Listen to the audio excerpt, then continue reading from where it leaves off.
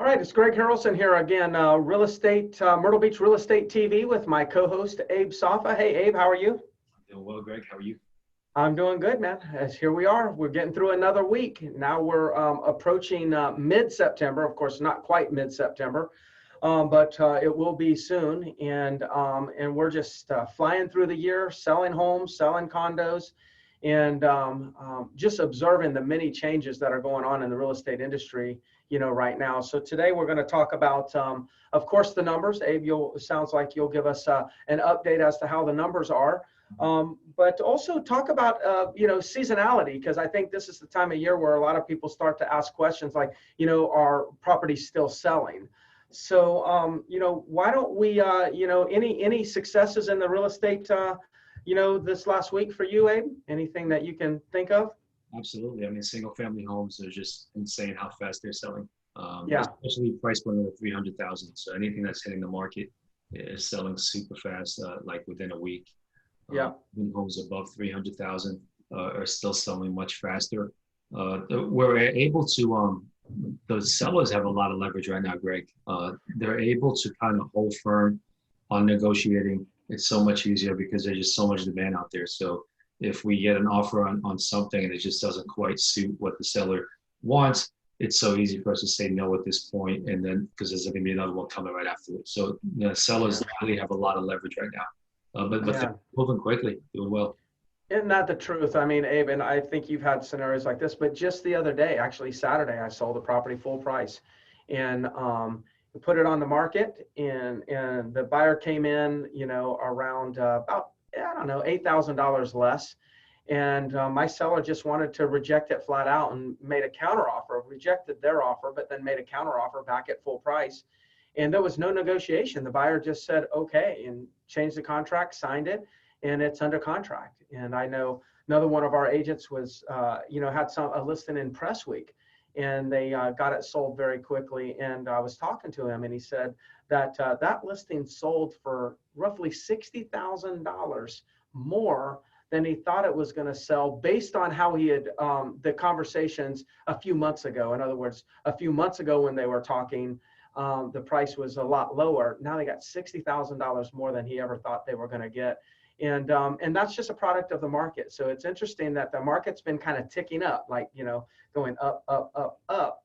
And some sellers, that are thinking about selling, they're taking advantage of that right now, and trying to go ahead and get ahead of the curve, because, all things come down at some point. And I don't necessarily believe we're going to see a crash, but, things will soften at some point. We just don't know when. So a lot of sellers are taking advantage of this and maximizing their sales price, pulling out, as much equity. And there's a lot of wealth being built in real estate in Myrtle Beach, right?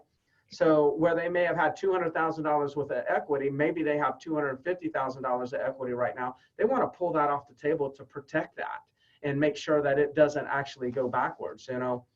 I was wanted to just share about seasonality. Are you getting anybody asking you yet about, hey, now that it's September, is it too late to sell? Does anyone really buy during the fall and the winter? Have you got that yet? Yeah, we get that every year. It's Yeah. on those side. Let me back up a second to Presswick. Okay. Presswick, Yeah. you and I both keep a very close eye on Presswick. There's only 3 homes on the market for sale in all of Presswick right now. So we know it's a large community, over 700 homes. There's only 3 homes available for sale. I'm actually looking for a buyer. He's waiting for something to pop up in there, and he's ready to pounce on it. But homes in there are selling so quickly.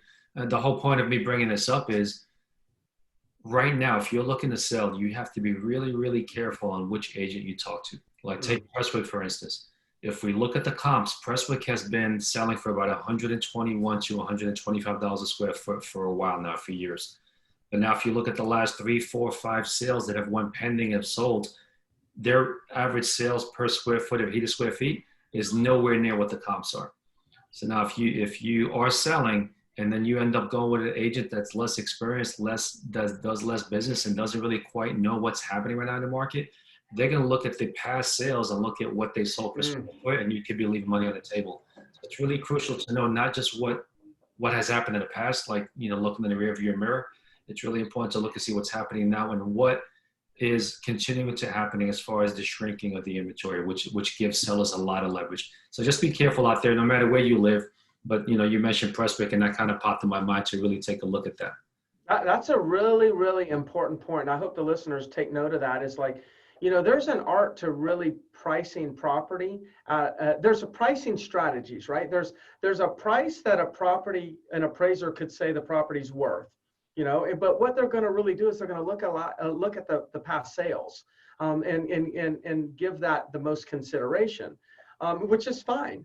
But a good real estate agent can kind of look out the windshield and can see in the horizon what's going on and see that, hey, even though the last sales have been 125 a foot, there's nothing for the buyer to buy except these three properties, and these three properties are at 140 a foot. So the likelihood is that the next sale is going to be more than 125 a foot. So if somebody's going to price it at 500,000 because of the last few sales, they may miss the opportunity to have priced it at 550,000 and sell it for 540,000, which is exactly what we're doing right now. But it really takes an agent with experience that understands how to properly evaluate the market. So make sure that you give us a call. I don't want you to leave money on the table. No doubt. No doubt. But seasonality. So have you it's September. Have you had that yet? I know this is the month where it kicks in.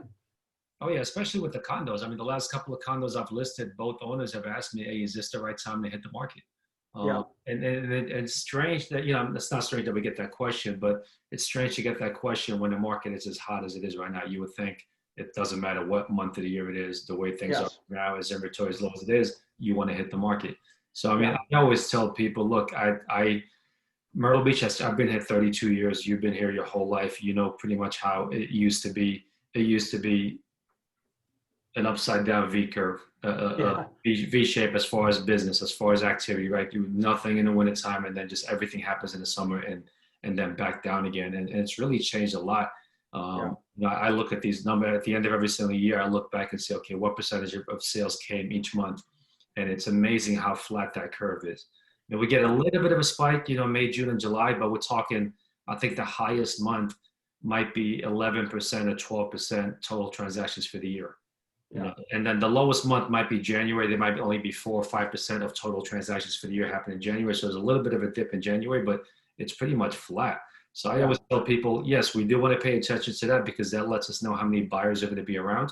But the most important thing to me when I list a property is I want to know what the competition is right now.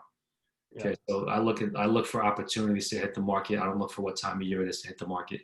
And right now, inventory is so low. Across the board.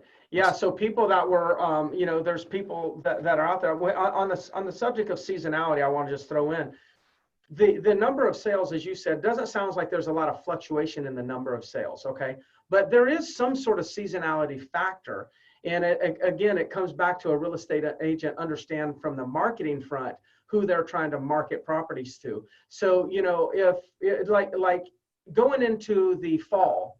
We're a fairly large golf community. So there'll be more golfers coming in over the next, say, 60 days than might have been here in July and August because it was so hot, right? So that just tells us that, hey, look, if we're running ads, if we're writing descriptions on our properties, using something like perfect for a golfer type of language may be a little bit more appealing in our advertising because we know that that's going to grab that golfer's attention.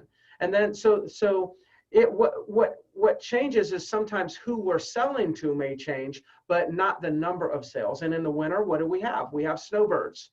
Usually it's a more of a retiree type of snowbird type of market in the winter. People that are coming down and getting away from the cold up north, those tend to be our buyers. Spring, we have a little bit more golfers and retirees because the weather's really pleasant.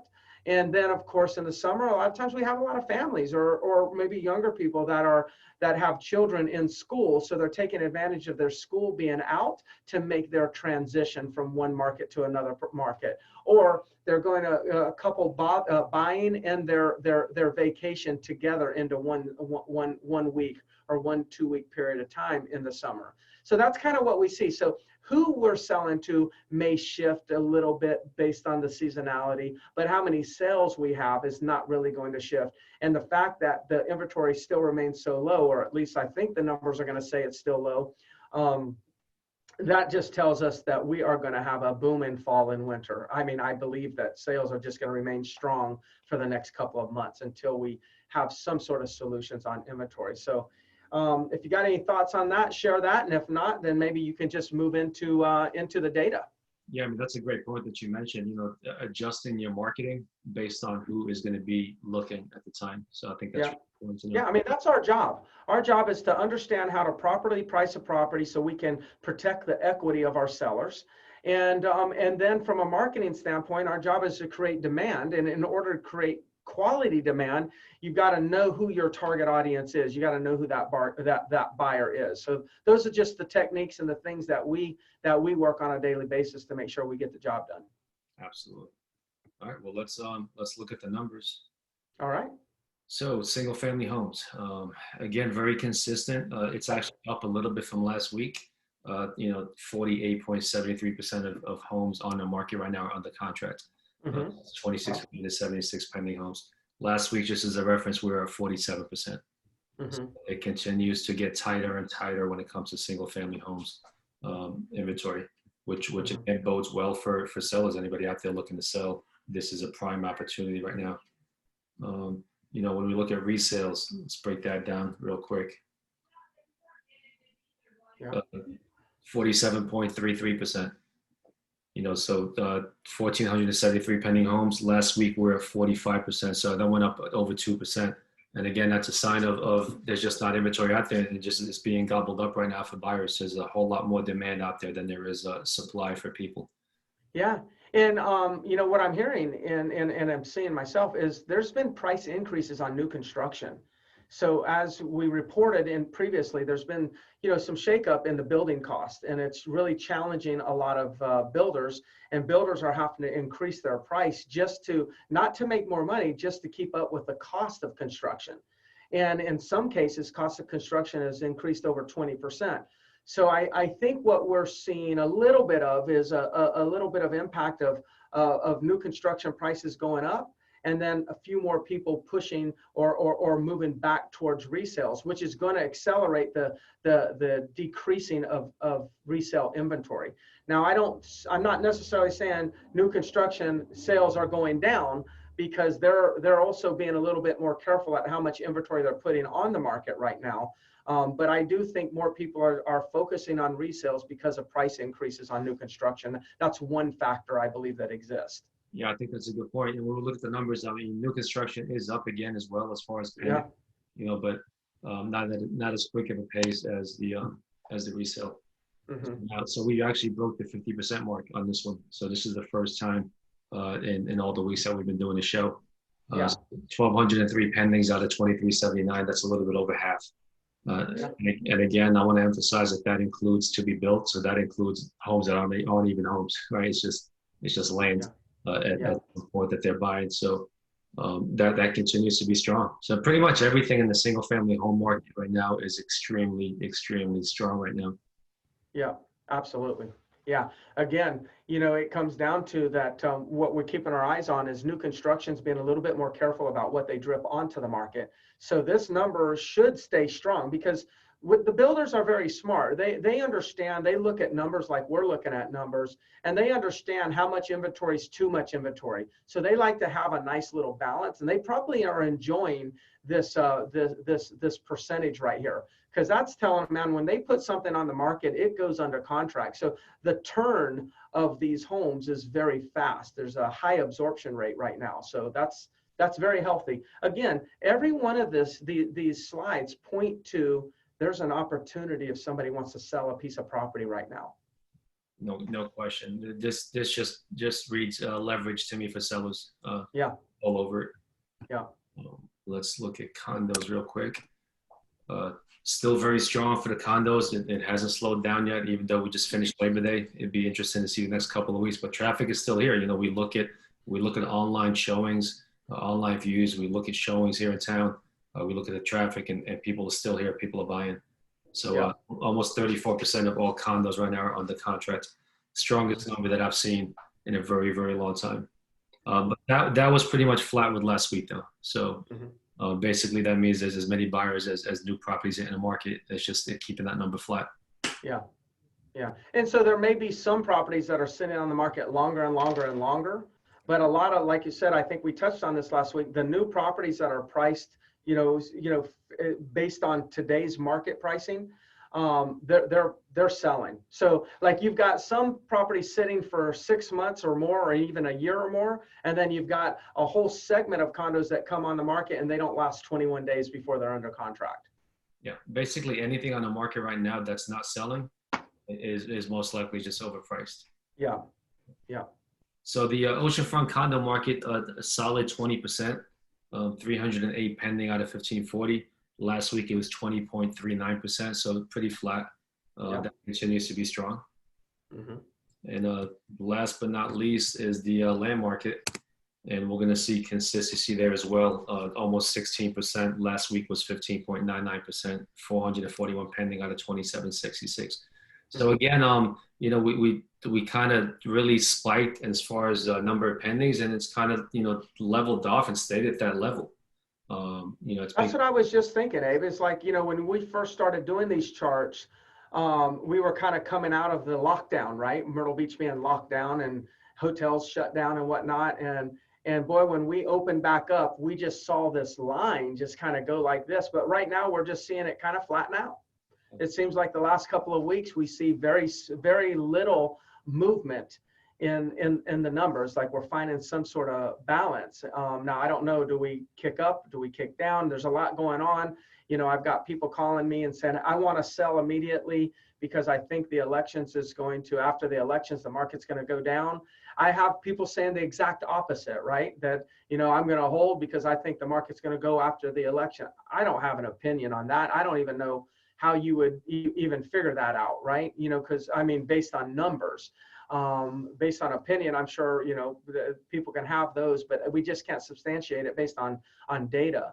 But we have a lot of that going on. So we don't really know what's going on, 6 months from now, but we do know that we're kind of flattening out. We've seen that. It'd be interesting maybe next week if you had one of those curves created so we could see it's like, man, this is the lockdown, this is where we've accelerated, and now here's how we're kind of flattening out. And then we can maybe think about what are the things that we fear that could cause it to go down, and what are the things that we're excited about that could cause it to go up. And then, we just like to empower our audience with information for them to make the best decisions possible for themselves. And that doesn't mean they make our decision. That just makes they make the best decision for themselves. Yeah, be careful what you ask for, Greg. You might get it. So yeah. Let me show you this chart. Oh, okay. You already have. Well, I didn't know. Now that wasn't a setup. I didn't have. Yeah. Okay, I didn't even know that existed. I looked at this morning when I was doing some research because I always like to keep a close eye. Wow. So this is the national market, right? This is not specific to Myrtle Beach, but yeah. Myrtle Beach is kind of reflective of this same exact chart. So you'll see this is on pre-COVID, how things were looking really strong back in February. Things were good, and all of a sudden, boom, we had that little dip where nothing was going on. People were freaking out, and we actually picked up quicker. I can't remember the exact data when we started to see this flatten out and start to go up. So our market here actually started going up quicker than the national market, but it's a very similar V curve, just like you see in here. Just the dates might be off, and the duration might be a little bit off. Yeah. Got it. Yeah, well, that's interesting. Well, boy, did we really just accelerate. And it looks like we accelerated and nearly, so we're nearly at where is the 106.2 is versus 106.5. Is that telling me that we're pretty much at the same place that we were pre-COVID?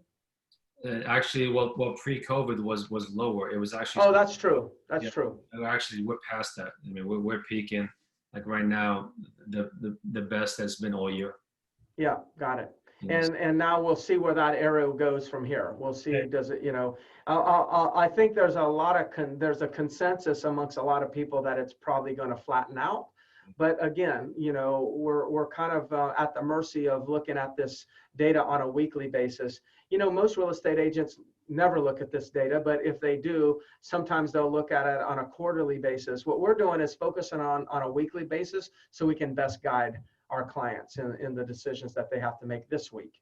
And we'll do the same thing next week. So when we're having conversations with clients, we're using a lot of this data or sharing a lot of this data to help them make the best decisions possible. Well, cool. Well, thank you for sharing that. That was good. Absolutely. All right. Well, All right. that's all I've got.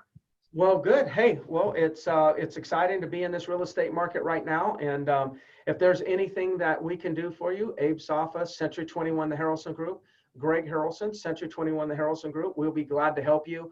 If you need guidance on and suggestions on buying or selling, you know, we'll definitely bring a logical approach to the conversation, an aggressive marketing strategy, and help you get that done. So until next week, Abe, thank you so much. Absolutely. Take care. All right. Take care.